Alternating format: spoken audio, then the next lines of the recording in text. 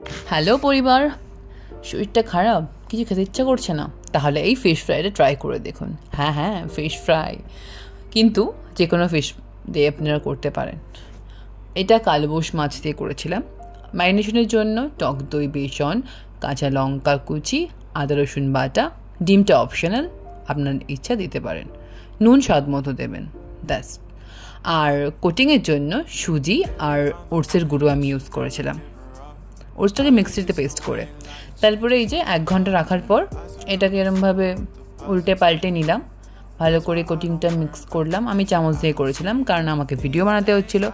ভালো করে এরকম করে নেওয়ার পরই তেলটা দেখবো গরম হয়েছে কিনা হালকা।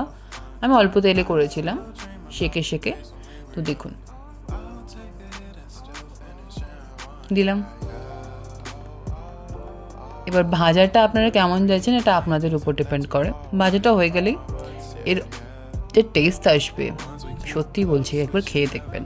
হ্যাঁ, এইসবের পর আমার ওই ওটস আর সুজির যে ব্যাটারটা ছিল আর যেটা মানে করেছিলাম আর কি, যে লিকুইড ওটা বেঁচে ছিল, ওটার সাথে একটু পেঁয়াজ কুচি দিয়ে আমি ওটাকেও ভেজে নিয়েছিলাম।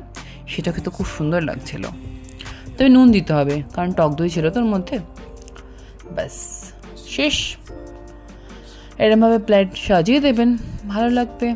আর হ্যাঁ, লাইক, শেয়ার, সাবস্ক্রাইব আর ট্রাই করা মাস্ট। কমেন্ট করবেন কিন্তু কি ভালো লাগলো কি খারাপ লাগলো। আমি খুব একটা ভালো ভিডিও বানাই না, তাও আমি ট্রাই করলাম আপনাদের জন্য। Thank you and love you.